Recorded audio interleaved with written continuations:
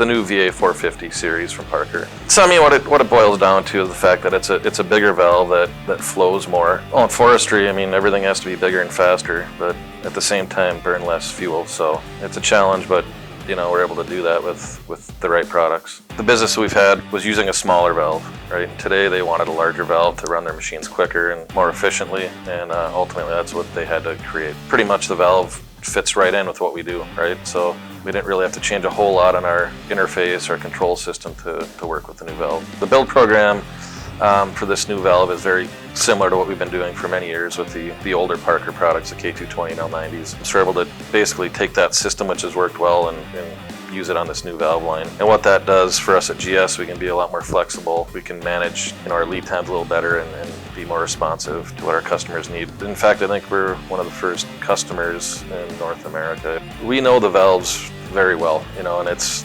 our history and our experience with them that allows us to do this effectively. And I guess it allowed Parker to trust us to be really a launch customer for the build program. What makes GS a strong partner is the fact that we have a lot of history in the hydraulics industry. We have great vendors that we work with, as well as a strong engineering team here and a production team on the floor that can be really responsive as well as build stuff quickly and accurately.